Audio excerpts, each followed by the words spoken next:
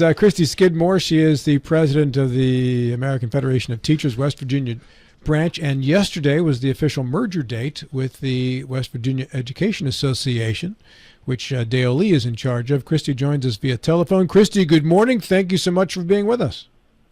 Good morning to you. Thank you for having me.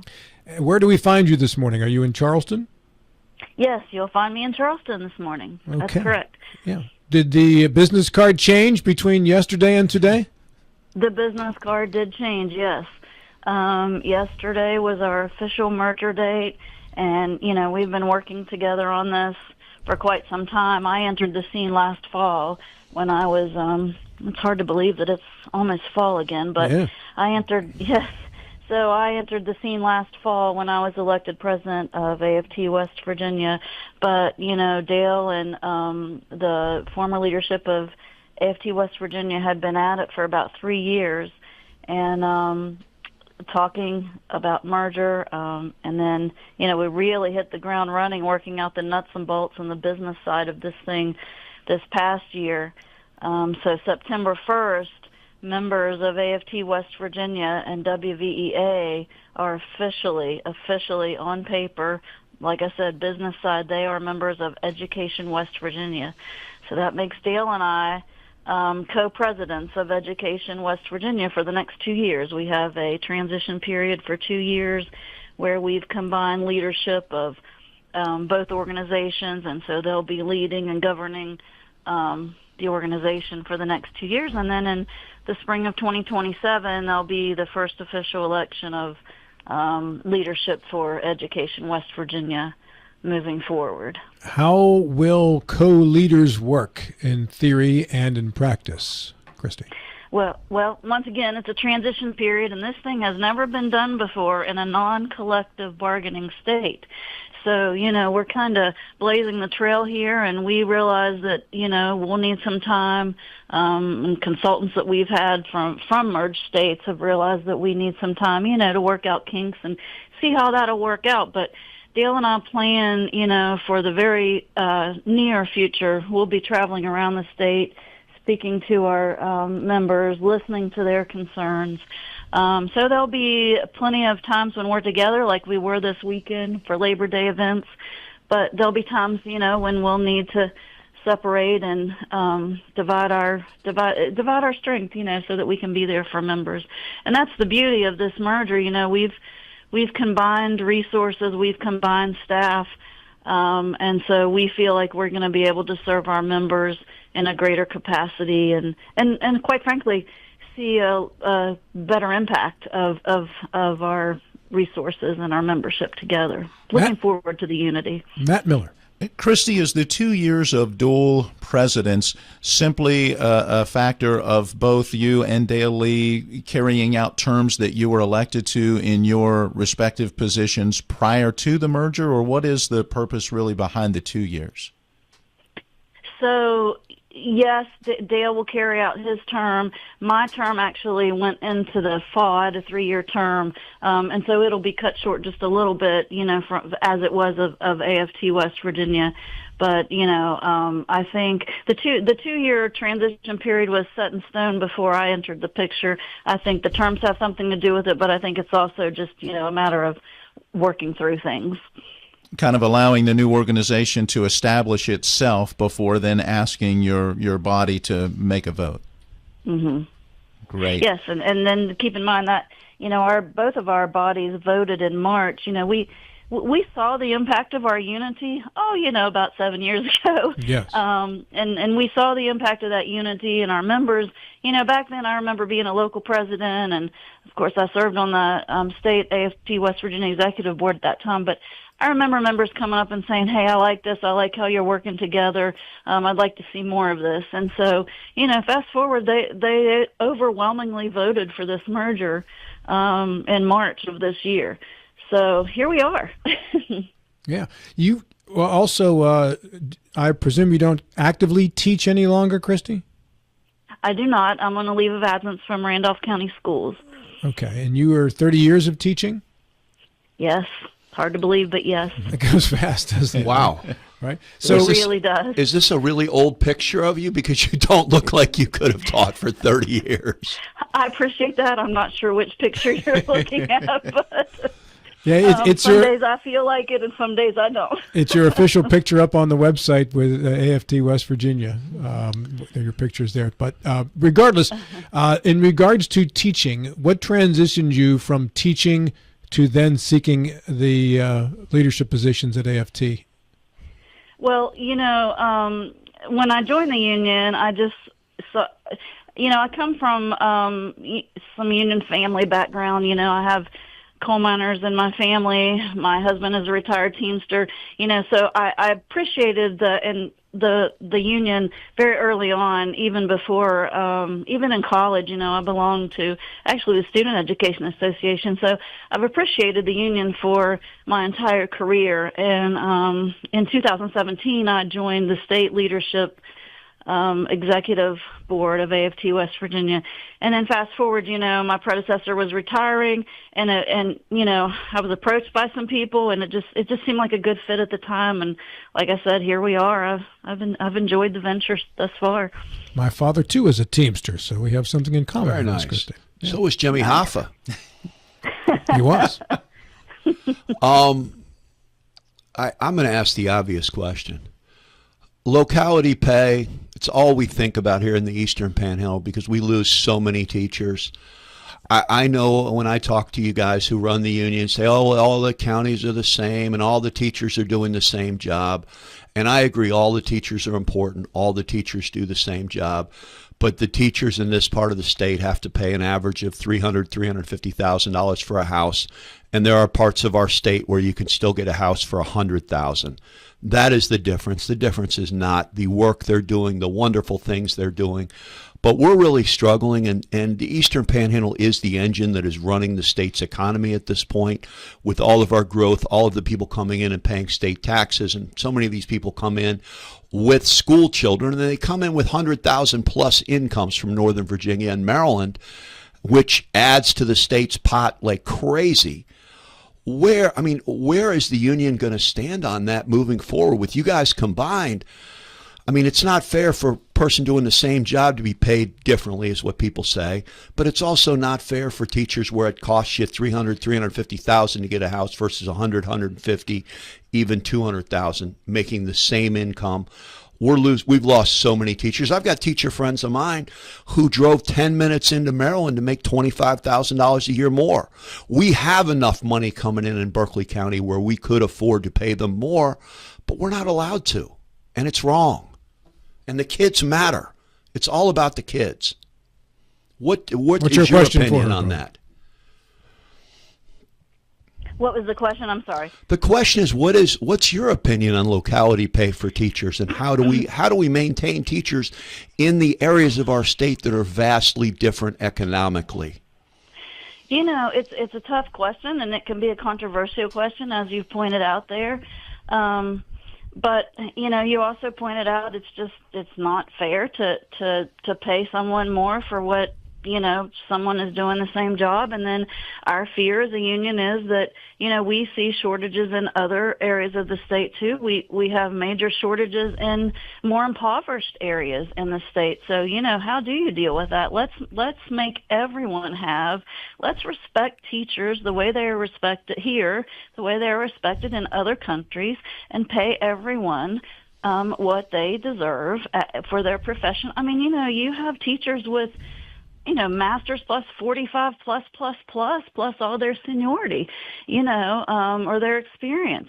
I believe that in those larger areas that I do know that there are counties around the state where teachers are making more money in other counties because the local agencies can kick in, incentives, if you will, to make things better for those teachers and our service. My goodness, our service employees deserve so much more than they are getting. So I do believe that it's not a state locality pay, but I do believe that other counties where they have the resources to do so can make things better for their employees. But we need to take care of everyone in this state. We need to take care of all of our state employees, quite frankly. They take care of us. Oh, I'm not going to argue with you there. I think our state employees are underpaid. They do get nice pensions, which, I mean, you're sort of like the military. You're underpaid when you're there, and then you get money on the back end, which is nice. But, I mean, I just worry about the quality of our education in the Eastern Panhandle, because we are unique in that we lose a lot of teachers because they can make, 20, 25,000 more right away going 10, 15 minutes away. Mm-hmm. Yeah. However, you put some locality pay in, then I think, you're going to see some migration, so it's a tough issue. It really is. We might, if we put locality pay, we might have teachers migrating from Virginia and Maryland to come here and teach in West Virginia. I agree. That would be great. That would help eliminate our dearth of teachers. Kristie Skidmore, our guest here. She is the president of AFT West Virginia. Well, at least until they merged with the West Virginia Education Association. And now the new title is what, Kristie? Co-president of Education West Virginia. Education West Virginia. So when there is a difference of opinion with you and Dale, how does it get resolved in regards to providing the unified front to the public on an issue? Steel cage match. Sweet. It's the only way. We're building one. No, I'm just kidding. No. That's where, as I spoke to you earlier about how we have leadership from both organizations who will govern the new organization, and that's where they come into play. Their governance, and they will certainly have a big role in this new organization. What are the priorities going to be with the organization and the strength that you have now with the two together in regards to education in West Virginia and your union members? Well, priorities right now, getting out and visiting with our members, solidifying everything on the business end, making sure we're listening to our members and their questions are answered and their concerns are addressed. And one of their major concerns right now is PEIA. The governor's proposals that were leaked out are definitely not favorable by our members. They're seeing the impact of the non-funding of PEIA, quite frankly, on their paychecks right now, and they're not happy. So, like I said, we'll be traveling around, we'll be listening, and we'll be on top of things. So let's stay on PEIA if we could, Kristie. Does the union have specific recommendations as to changes they'd like to see made to PEIA and specific things they don't want changed about it?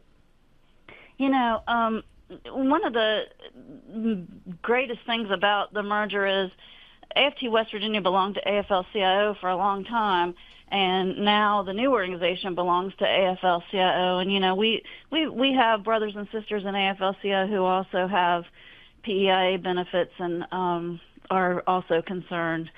And so, we've been meeting, and we've had meetings with some of the governor's cabinet members, and we have made suggestions and recommendations.